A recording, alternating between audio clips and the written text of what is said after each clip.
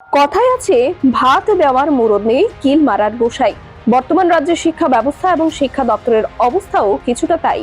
উপরন্তু সবার চোখের মনি মাননীয় মুখ্যমন্ত্রী, যিনি একদিকে রাজ্যের শিক্ষামন্ত্রীও, ওনার কাছ থেকেও শিক্ষা ব্যবস্থায় সচ্ছলতা ফিরিয়ে আনার কোনো সঠিক প্রচেষ্টা নেই বলেই দাবি একাংশের।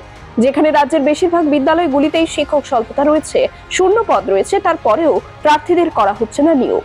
আর এই নিয়ে বিক্ষোভ করলেই তাদের পুরে দেওয়া হচ্ছে হাজতে। এর আগেও 10,323-এর ঘটনাকে কেন্দ্র করে ভয়াবহ অভিজ্ঞতার সাক্ষী রয়েছে রাজ্যের মানুষ। বর্তমানে টেট উত্তীর্ণ চাকরি প্রার্থীদের চাকরি না দেওয়ায় দেখা দিচ্ছে চরম বিপত্তি। অপেক্ষার বাদ ভেঙে মুখ্যমন্ত্রীর বাড়ির সামনে বিক্ষোভ দেখাতে গিয়ে আবারও পুলিশের চোখ রাঙানির মুখে পড়ে দুজন গ্রেফতার। ছিঁড়ে ফেলা হয়েছে বিক্ষোভকারী 2022 সালের টেট উত্তীর্ণদের এদিনের লিফলেট। তাড়িয়ে দেওয়া হয়েছে বিক্ষোভস্থল থেকে। সবাই সবটুকু দেখছে, কিন্তু এখনো চুপ মুখ্যমন্ত্রী। জবাব চাইছে জনগণ। কি হবে এদের ভবিষ্যৎ? মুখ্যমন্ত্রী জবাব দিন। আমরা সিএম এর বাড়ির সামনে তথা আমাদের এডুকেশন মিনিস্টারের বাড়ির সামনে এসেছিলাম।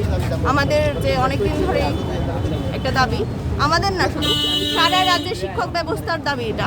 মানে শিক্ষক ব্যবস্থার মধ্যে যারা পড়ে, ছাত্রছাত্রী, অভিভাবক প্লাস টিচার, তো ওদের দাবি হলো শিক্ষক স্বল্পতা। তো শিক্ষকদের এত স্বল্পতা যে স্কুলগুলি ভালো করে চলছে না। এদিকে নতুন স্কুল উদ্বোধন অনেক কিছুই হচ্ছে। আমার মনে হয় ছাত্র আর শিক্ষক ছাড়া একটা বিদ্যালয় এটা পঙ্গু, এটা কোনো বিদ্যালয় না, এটা জাস্ট একটা ঘর বা একটা বাড়ি হবে।